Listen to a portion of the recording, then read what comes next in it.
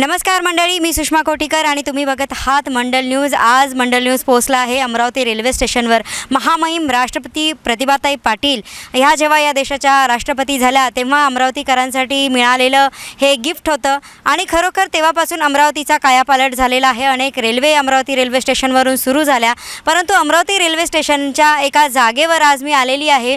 ज्या जागेवर उकिरडा होता त्या उकिरड्याचं रूपांतर एका सुंदर अशा बगीच्यामध्ये झालेलं आहे. म्हणतात ना की धन्वंतरी जिथे कुठे अवतरला त्या जागेचं रूपांतर हे नक्कीच बगीच्यामध्ये किंवा मोठ्या राजमहलामध्ये होऊ शकतं. असंच या दगडाला देव पण यावं तशाच प्रकारे या जागेलासुद्धा एक सुंदर असं रूप आलेलं आहे. तुम्ही बघू शकता की माझ्या बाजूला इथे सुंदर फुलांचे झाडं आहे आणि इकडे बाजूला लॉन आहे. झाडांवर फवारे उडत आहेत. अतिशय सुंदर असा या कचऱ्यातून कला निर्माण झाल्यासारखा हा बगीचा एका उकिरड्यातून निर्माण झालेला आहे. जी जागा अतिशय टाकाऊ अवस्थेमध्ये होती त्या जागेला घडवणारा एक शिल्पकार माझ्यासोबत आहे. तर त्यांच्याकडूनच आपण जाणून घेऊया की या जागेला त्यांनी हे नवीन रूप कशा पद्धतीने दिलं. तर मी चालली आहे या जागेच्या शिल्पकाराकडे. तर मंडळी, मी तुम्हाला म्हटलं होतं की या बगीचाच्या शिल्पकाराकडे मी जाते आहे. तर माझ्यासोबत आहेत रईस अहमद सर. त्यांच्या कष्टाने या जागेला एक सुंदर असं रूप प्राप्त झालेलं आहे. तर आपण त्यांच्याकडूनच जाणून घेऊया की त्यांनी कुठल्या पद्धतीची मेहनत करून या जागेला एवढं सुंदर बनवलं. नमस्ते सर, आपका मंडल न्यूज़ में बहुत बहुत स्वागत. आपका पूरा नाम? रईस अहमद साहिब खान और मैं यहाँ पर एमसीएम के पद पर हूँ. एपीडी एमसीएम के पद पर हूँ यहाँ पर. और यहाँ पर मैं 4 सालों से यहाँ पर मेरा ट्रांसफ़र हुआ था 4 साल पहले. यहाँ पर जब मैं आया तो यहाँ पर एकदम कूड़ा कचरा ये सब सारी चीज़ें थी. ऐसा लगता नहीं था कि यहाँ पर एक बगीचा बनेगा.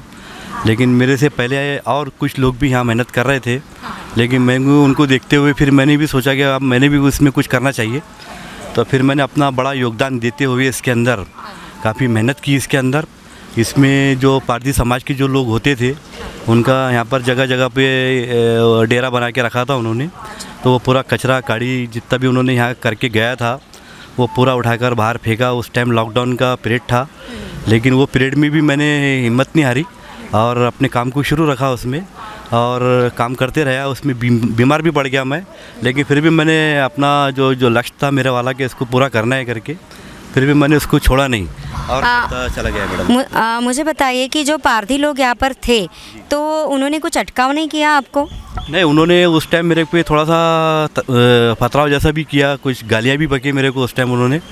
और उसमें कोई लेडीज़ भी हुआ करती थी, लेकिन फिर भी उनको प्यार मोहब्बत से समझा कर उनको हमने बाहर किया अच्छे से. उन्होंने भी थोड़ा सा उस टाइम कोऑपरेट किया. यहाँ उनको बताया गया कि यहाँ पर एक बगीचा निर्माण हो रहा है यहाँ पर, तो थोड़ा सहयोग करो. तो उन्होंने उस टाइम समझदारी से काम लेते हुए चले गए वो लोग, प्यार मोहब्बत से समझाने के बाद में. और फिर उसके बाद में फिर हमने हमारा काम शुरू किया इसके अंदर. मुझे बताइए, जो गार्डनिंग का शौक़ है आपका, तो ये पहले से था कि जॉब पर लगने के बाद शुरू हुआ? जी हाँ, पहले से ही था, क्योंकि मैं भुसावल में जब था वहाँ पर, तो वहाँ पर मेरे को बंगलों के ऊपर ये काम दिए जाते थे, झाड़ लगाने के उसके काम दिए जाते थे. तो वो उसी को मद्देनज़र रखते हुए फिर मैंने भी सोचा कि यहाँ भी अपन थोड़ा सा वैसी मेहनत करके एक सुंदर बगीचा बनाएंगे. और आपके सामने सब. आपका जॉब ट्रांसफ़र वाला है शायद, तो इसके पहले आप कौन कौन से रेलवे स्टेशन पर थे? इससे पहले मैं भुसावल सेंट्रल रेलवे के अंदर ही था. वहाँ से फिर डायरेक्ट मैं बडनेरा आया. बडनेरा से फिर अमरावती पोस्टिंग हुआ मेरे वाला यहाँ पर.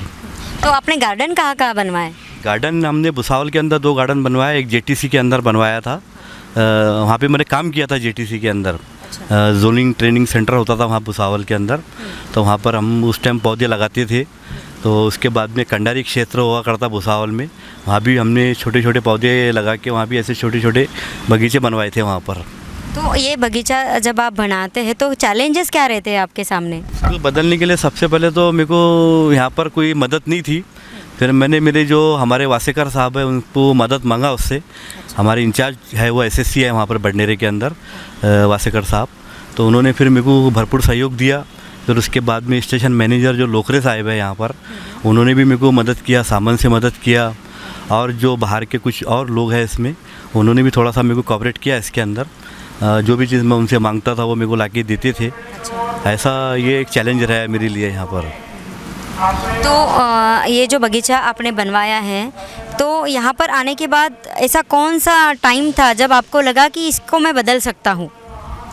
ये उस टाइम कोरोना का पीरियड चल रहा था, कोई भी रोड पर नहीं था, ऐसा लगता था कि क्या किया जाए, सारी रेल बंद थी उस वक्त। तो यही था दिमाग में कि बस अब ये अच्छा मौका है, तो थोड़ा परवाह नहीं करते हुए कि भाई इसको बनाना है तो बनाना है। तो बस यही सोच के कि भाई आने वाले समय के अंदर जो लोग आके बैठेंगे यहाँ पर ऑक्सीजन लेंगे, ये लेंगे, बस ये एक दिमाग में था कि भाई ये ऐसा रहेगा करके यहाँ पर। तो यहाँ पर ये जो फेंसिंग लगाया हुआ है, तो ये फेंसिंग कैसे बनाया आपने? ये फेंसिंग जो है कुछ बाहर के जो थे उसके अंदर जो काम कर रहे थे यहाँ पर, उन लोगों की मदद से हमने ये फेंसिंग बनवाया है मतलब सब ये। और ये जो पट्टियों का है, ये यहाँ पर लगा हुआ है, ये पट्टियों का, ये इसको आपने कैसे बनाया? ये यहाँ पर लिफ्ट का काम शुरू था, तो उस वक्त उनकी जो कतरन बच जाती मैडम, तो वो कतरन वो लोग फेंक देते थे। हमने ये सोचा कि कतरन को हम यूज़ में ला सकते। जो आप ब्लॉक देख रहे हैं यहाँ पर, ये ब्लॉक का भी हमने बाहर निकाल के फेंक दिया था इन्होंने, प्लेटफॉर्म बन रहा था तब। तो उस टाइम हमने उसको भी जमा किया, जमा करके फिर हमने सोचा कि ये यहाँ ऐसे यूज़ हो सकते, तो हमने उसको यूज़ किया। और पट्टी जो थी, ये आप जो पीछे देख रहे हैं, तो ये उसको काट काट के हमने इसको फेंसिंग तैयार किया मैडम मतलब। और ये जो वाटर का है स्प्रिंकलर, वहाँ पर स्प्रिंकलर है, यहाँ पर भी है, तो ये कैसे लगाया आपने यहाँ पर? ये फाउंटेन हुआ करता है मैडम, मैं उसका काम जानता हूँ। तो सोचा कि अब झाड़ों को पानी कैसा दिया जाए करके, तो उसी एक फार्मूला यूज़ करके वैसा बनवाया उसको मैडम। तो ये पूरा जो गार्डन है, इसको डेवलप करने में आपको कितने साल लगे? मतलब ये जो बड़े बड़े पेड़ दिख रहे हैं यहाँ पर, ये भी आपने ही लगवाए हैं? ये पेड़ जो है कुछ उसके अंदर बाहर के लोगों की भी मदद रही है इसके अंदर, कि वो आके थोड़ा सा मदद करते थे, पेड़ लाके लगवाते थे यहाँ पर। और उसके अलावा कुछ हमारे जो डिपार्टमेंट के स्टेशन मैनेजर है लोकरे साहब, उनका भी उसमें सहयोग रहा, पेड़ लाके वो भी देते थे। और वासेकर साहब जो हमारे इंचार्ज है, उनका भी उसमें भरपूर सहयोग रहा कि वो पेड़ लाके देते थे मेरे को। उस तरीके से पेड़ लगाने का काम शुरू हो गया था मैडम। तो आपका जॉब किस तरह का है? मतलब आप रेलवे में पंप हाउस में काम करते हैं? तो यहाँ पर जो है मैं MCM के पद पर हूँ, लेकिन मेरा वर्क ये है यहाँ पर कि पूरे स्टेशन को पानी सप्लाई करना। पूरे स्टेशन के ऊपर जो पाइपलाइन गई हुई है, उनका पूरा मेंटेनेंस मेरे हाथ में है, मैं ही करता हूँ मेंटेनेंस पूरा। अदरवाइज़ जो स्टेशन पे कुछ भी अगर कुछ हो जाता है, जैसा कोई टूट फूट हो जाती है, वो भी पूरा मेंटेनेंस मैं ही कर लेता हूँ यहाँ पर सब। जी। तो ये यहाँ पर गार्डन में जो बेंचेस लगे हैं, वहाँ पर झूला लगा हुआ है, तो ये सारे किसके तरफ से मिले आपको? ये तो सब ये जो बेंच लगे हुए हैं, ये तो बाहर के जो लोग होते थे, उन्होंने जो यहाँ के अपने नगर सेवक होते थे, उनसे कलेक्शन करके वो लेकर आए थे उनके बाद। और झूला तो रेलवे ने लगवाया, मतलब उन्होंने मटेरियल दिया था मेरे को, तो उन्होंने फिर मटेरियल दे के फिर मैंने उसको लगवाया मैडम, उसको झूले बना के लगाया उसको। यहाँ पर कितने पौधे होंगे अप्रॉक्सीमेटली? यहाँ पर कितने पेड़ पौधे होंगे? अभी यहाँ पर जो है पूरा ये पंप हाउस परिसर के अंदर 350 के लगभग पेड़ लगे हुए हैं मैडम यहाँ पे। जी। ये जो गार्डन है, ये गार्डन आपने डेवलप किया, तो आप जनता को क्या संदेश देना चाहेंगे कि पेड़ लगाना कितना ज़रूरी है हम सब के लिए? पेड़ लगाना बहुत ज़रूरी है, हर एरिया के अंदर ऐसा बगीचा बनना चाहिए, ताकि इसमें लोग आके अपना समय भी बिताए। छोटे छोटे बच्चे जो होते हैं वो आके खेले कूदे, और जो अपने बुज़ुर्ग हैं, वो बुज़ुर्ग के लिए बहुत ज़रूरी है। और अपने घरों में भी झाड़ लगाइए और अपने गलियों में भी लगाइए, और जहाँ छोटे छोटे मैदान है वहाँ पे ऐसे छोटे छोटे गार्डन बनवाइए, ताकि लोगों को उससे बेनिफिट मिले और एक अच्छा ऑक्सिजन जैसा माहौल मिले उनको मतलब। तर आपण जाणून घेतलं की कशा पद्धतीने हा पंप हाऊसमधला एक सुंदर बगीचा रईस अहमद सरांनी तयार केला। मनुष्याकडे जेव्हा रिकामा वेळ असतो तेव्हा तो वेळ कसा सत्कारणी लावायचा ते खरंच रईस सरांकडून आपण शिकलं पाहिजे की कचऱ्यातून कला निर्माण होऊ शकते, आणि त्याचं जिवंत उदाहरण हा सुंदर असा बगीचा आहे। इथे फवारे आहेत, इथे बसायला बेंचेस आहे, झुलायला बंगळी आहे, आणि सुंदर असं एक रम्य वातावरण आहे। ऑक्सिजन लेवलही इथे जास्त आहे, कारण इथे अनेक हिरवेगार झाडं आहेत। तर खरंच सामान्य नागरिकांनी हा बगीचाला, जेव्हा पण तुम्ही अमरावती रेल्वे स्टेशनला याल तेव्हा रईस सरांच्या या बगीचाला नक्की भेट द्या। त्यांनी मंडल न्यूजला त्यांचा अमूल्य वेळ दिला, कारण ही त्यांची कामाची वेळ आहे। त्या कामाच्या वेळेतून त्यांनी आम्हाला वेळ दिला, त्याबद्दल मंडल न्यूजच्या वतीने मी त्यांचे खूप खूप आभार मानते। बहुत बहुत धन्यवाद सर आपका। मंडल न्यूजच्या यूट्यूब चॅनलला सबस्क्राईब करा आणि फेसबुक पेजला फॉलो करा। बघत रहा मंडल न्यूज, नवीन नवीन बातम्यांसाठी।